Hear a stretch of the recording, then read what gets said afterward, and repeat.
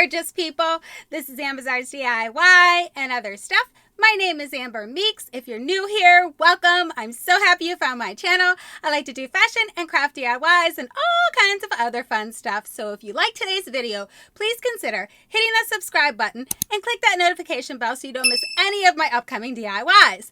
Alright guys, in today's video, I'm going to take some plastic store bags and make a fall pumpkin with a tea light. So you guys have seen me do this before, but I've kind of perfected my process and made it a little bit better. So it's not going to be easy. I'm going to tell you guys that right now. If you do attempt to do this DIY, make sure you have a lot, and I do mean a lot, of store bags. And I prefer to do them all the same color, but you can do whatever you want. So make sure that you have a lot of store bags, time, patience, and creativity. Just have fun with it. So without further ado, let's jump into this thing.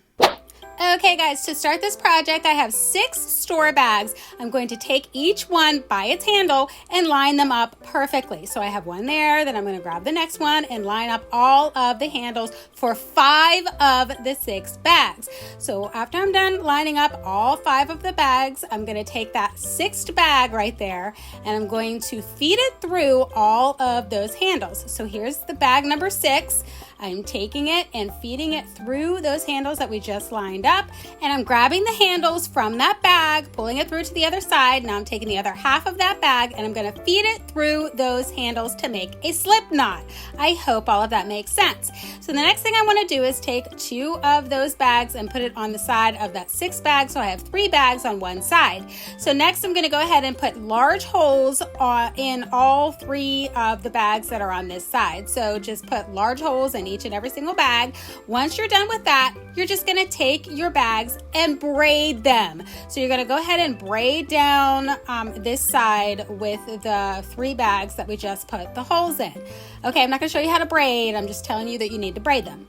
Okay, so once you're done braiding, go ahead and grab a clothespin and just put that at the end so that it holds those ends in place. Then you're going to move to the other side and do the exact same thing until you have something that looks like this. Okay, so now I want to add on to what we just did. So I'm taking one of those ends and I'm unraveling it just a little bit. So I'm going to take one of those pieces there and fold it under so that it doesn't unravel all the way. Then I'm taking 3 more store bags and I'm just going to tie those into place.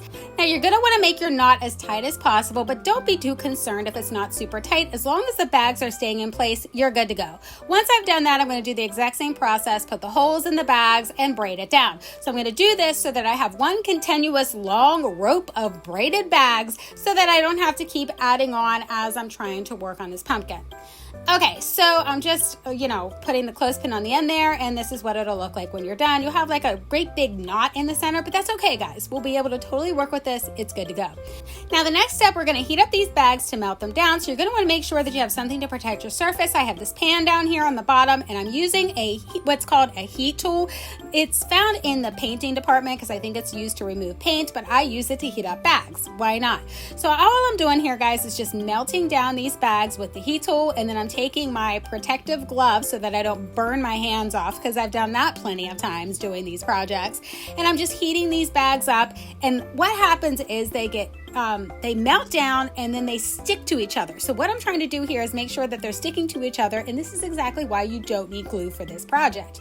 So once I get a little bit going, I had that little knot thing going there, I'm just going to roll a larger amount to get the desired size that I want for my pumpkin. So now I'm going to take my heat tool and I'm just going to heat all of that up, and then I'm just going to mush it into each other. I'm hoping all this makes sense, guys. So the bags being heated up and melted down becomes the glue for your project. You don't need actual glue because the bag, once it's melted down, they stick to themselves. So I just keep going until I'm happy with the size that I have, because I didn't want a ginormous pumpkin. I just wanted a nice, cute little pumpkin to put a little tea light in so that you could put it as a decoration for fall in your table, or maybe on a stand, or, I don't know, display it somehow. You know what I'm saying? So what I'm doing here is I'm melting down the rest of those bags. It's very important that you melt down all surfaces that you can see of the bag. And the main reason you need to do this is so that it will hold paint. It will not hold paint if the bags are soft. I've tried it. It does not work. So make sure you're melting down both sides of the bag. And I'm just kind of patting it down and smoothing it out. You'll see me like smash it down because I want this to be flat on the bottom. Okay, so once I've done that, I have something that looks like this. I have holes in the bottom. Don't worry about that. We'll fix it later. Let's just keep moving on. So now I'm just going to kind of make the arch that I want for my pumpkin. Like that's going to be the height of the pumpkin. So I'm just guesstimating where I want that to be. Once I decide on the length that I think works, I'm going to go ahead and mark that spot with a clothespin. So now what I want to do is take the heat tool again, and I'm going to heat up that entire thing to melt it down so that it hardens up, okay? So this will make it easier for us to be able to arch it into place after these bags have hardened, because we don't need these bags to stick to anything right now. We're good to go. Even if you heat all these bags up and they're hardened, you can still heat them up later to have them stick to each other.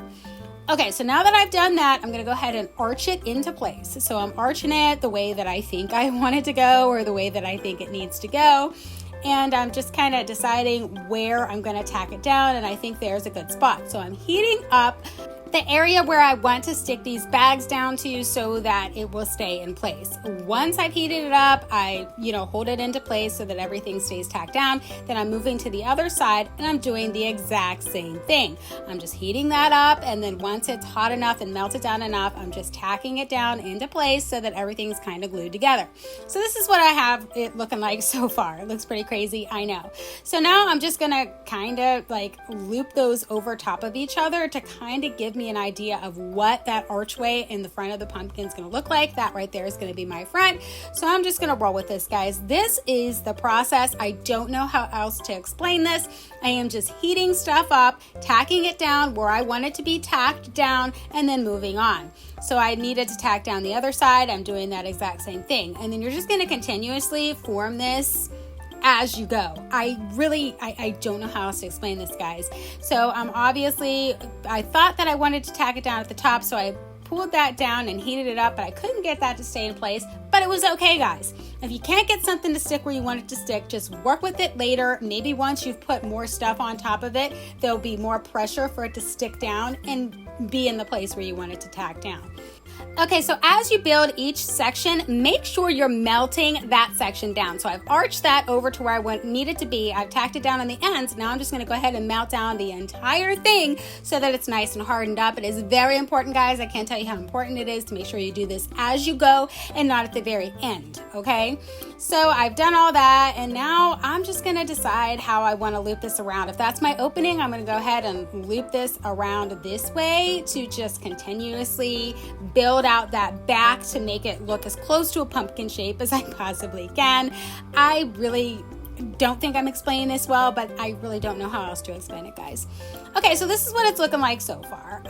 Still looking pretty crazy, but bear with me, it's gonna look better. So what I wanted to show you here is I ran out of bags. I did all of those bags and I ran out. So all you have to do is do that exact same process that I showed you earlier. Just go ahead and take the end of that bag and unravel it just a little bit, fold one piece down, and then add 3 more bags, and then just keep adding bags and braiding them, I should say, until you get the desired length. It's definitely possible that you're going to need to do this. You're not going to get the right length the first time, but it's totally fine. Just keep adding bags as you need to, but just make sure you do that before your area gets too small and you're not able to add the bags, if you know what I mean. Okay, so this is what it's looking like so far. I'm not happy with this little gap that's going on. It's like an indentation, and I just don't like the way it looks. So what I'm gonna do to fix it is I'm going to take some braided bags that I just done one little thing of. I hope that makes sense. And I'm just going to tack that down into there to fill in that gap because I'm just not happy with it. So I'm just going to do the same thing, guys. I'm just heating those bags up to the point where I can make them stick to each other.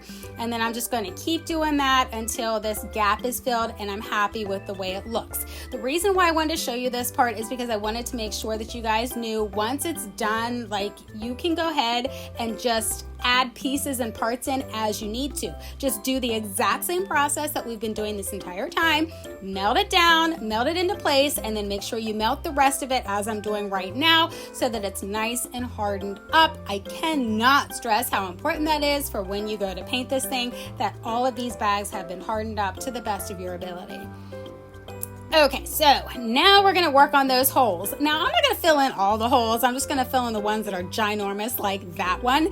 And all I'm doing here, guys, is taking a piece of a bag and I'm shoving it right into that hole there. And then I'm just going to take the heat tool and I'm just going to melt it down and pat it into place until that hole is filled. That's all I'm doing here, guys. If you didn't get a big enough piece of bag, just get another piece of bag and like smush it right in there. That's all you have to do. So I'm going to keep molding this and trying to make it fit in there as best as I can. And then I flipped it upside down on the other side of where that hole was, and I'm shoving another piece of bag into the bottom and I'm melting it into place. So I got it from both ends to make sure that it was nice and secure. I hope all of that makes sense. Okay guys, so once I'm happy with that, what I'm going to do now is go ahead and work on the stem of the pumpkin. So in order to make the stem, I'm just going to take a bag and I'm just going to, kind of twist it together until I can get somewhat of a stem look and shape. You guys can do this however you want to. This is just how I do it.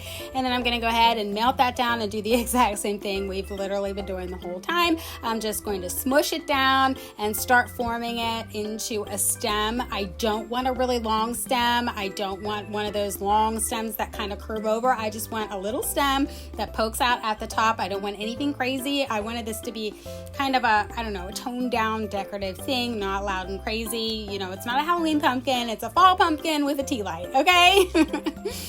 All right, so now that I'm happy with it, I just wanted to show you guys it's going to look a little something like that.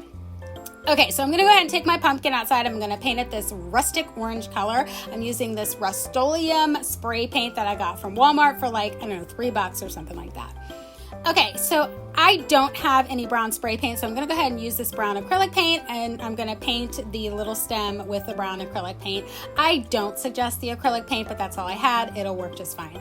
So to top everything off, I'm going to use this Rust-Oleum top coat that is a dead flat because I don't want this pumpkin to be shiny and crazy. I wanted it to be, looking more like a regular pumpkin, if that makes sense. So once I've done that, everything's done, and here it is! Yay! Okay guys, I'm gonna zoom in here, and obviously it's not perfect, but none of my projects ever are.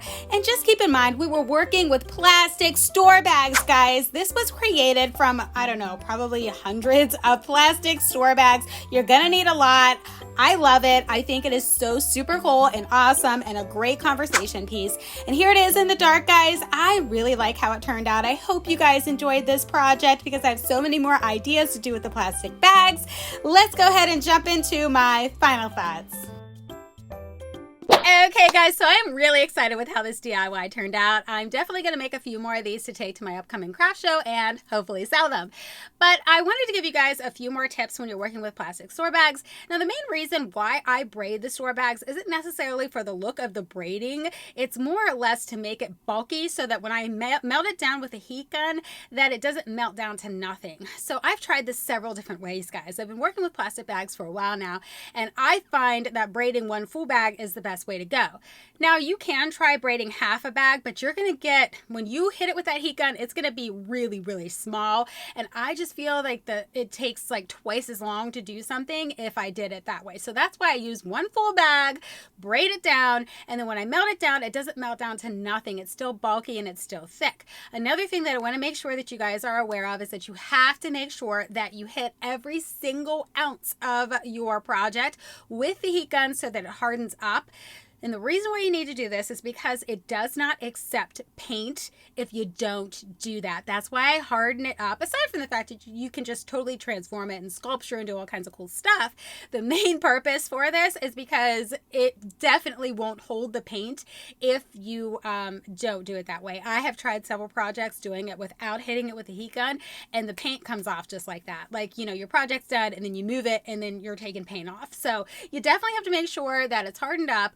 And I personally highly suggest using the spray paint on these kinds of projects and not the acrylic paint. Now, I know that I use the acrylic paint on that top part, but I can tell you from experience that when you use the acrylic paint on your full project, that you definitely want to make sure that you do some heavy coats of top coat on that project, because I just feel like over time it might start to come off, where I've had several projects that I've had for years that I've used the spray paint on and they are still perfectly fine, and I don't have to worry about the paint chipping away or anything like that. Still do a couple of coats of top coat for sure, even when you're using spray paint, but I'm just saying if you use a different kind of paint, just go that extra mile and do a few more coats, because I feel like over time you'll be disappointed because it might start to chip away. So in my personal opinion, the best paint that I have found to use with these projects is the Rust-Oleum.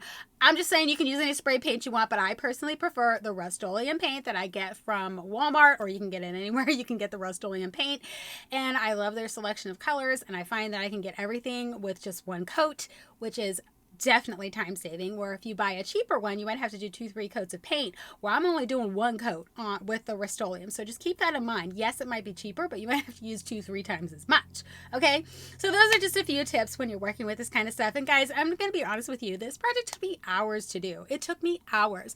I was working on it for a really long time, because like when you melt it down you have to hold it in place for a really long time. That's what you don't see in the video, because I think that would be boring to sit there and watch me hold this in place for you guys to see how long it takes me to actually do these projects. But I hold it down in place until it's 100% secure, and then I move on. Now you could try like clamping it down and stuff like that so you can keep working in your sections, but I just find it easier just to hold it down and then move on to the next part.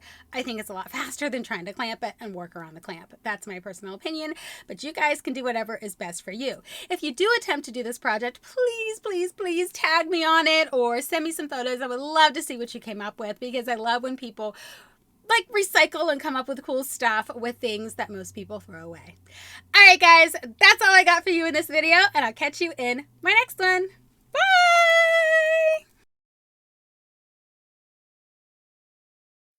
What's up, gorgeous people? That was just off. I'm sorry. What? Woo! Try it again. I like to do fashion and craft DIYs and all kinds of other fun stuff on this channel. If you If you like today's video, okay. I like to do fashion and craft DIYs and all kinds of other fun stuff on this channel. And all kinds of other fun stuff. Hold on. Why can't I get this right? Okay. Today's video, I'm going to show you how I made a pumpkin. I don't know how to say this. It sucks because I did good with the intro finally. Okay. What's up, gorgeous people? Did that work? I don't feel like it did. Try it again. So if you like today's video, please consider hitting that subscribe button so you don't miss any so that you can watch me fumble around and mess up. Try it again. Please consider hitting that subscribe button so you don't miss any more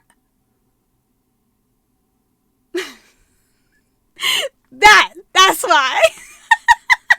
Try it again. What's up, gorgeous people? This is Amber's DIY. I'm laughing at myself from before, so I gotta start over. Hold on. You're gonna have to add quite a few more things of top coat, because I find over time I feel like it starts to chip away. So just make sure you put extra shoot. I can't think.